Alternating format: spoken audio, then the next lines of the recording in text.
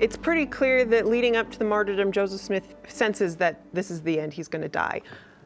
But still, the reality of when the bodies of Hiram and Joseph are brought back from Carthage, there's just complete shock that this could have possibly happened. How could the prophet die? And there's not an immediate succession plan apparently in place. And at the time, the Quorum of the 12 are actually not even in Nauvoo. Most of them are off on missions on the East Coast, trying to help Joseph Smith's candidacy for president.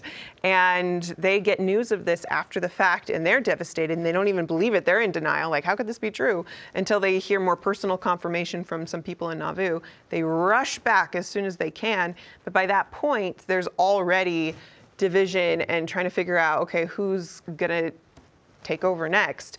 The main factions of people who believe that they should take over succession and leadership of the church is the Quorum of the 12 Apostles, which is represented by Brigham Young, and Sidney Rigdon. Those are kind of the two big ones. Sidney Rigdon was in the first presidency, but he had apostatized, so he wasn't currently an active member of the body of the saints. However, he believed that he had a stewardship and he would be a guardian over the church to preserve what Joseph did and to protect the saints. Joseph had a bigger view.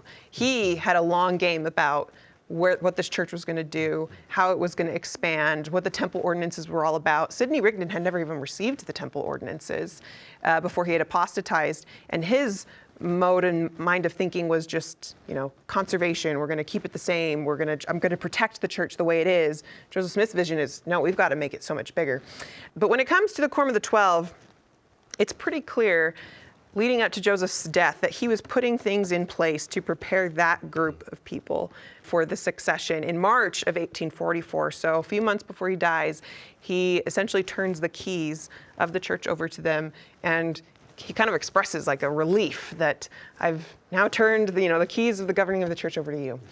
That's a key distinction between the Quorum of the 12 and Sidney Rigdon. They have the keys and they've received the temple endowment. They've received those sacred ordinances of the temple so that they have the big picture of what God is trying to accomplish here. And this is where we have this kind of famous folklore story, if you will, where Brigham Young gets up to speak and the people in the crowd witness some sort of physical manifestation where they feel like he has the mantle of Joseph, where he physically resembles Joseph Smith in that moment, and they know, like, oh, this is the prophet. And many people in that moment gain a testimony that the Quorum of the 12 is the rightful inheritor of the church, and they need to be the ones to lead.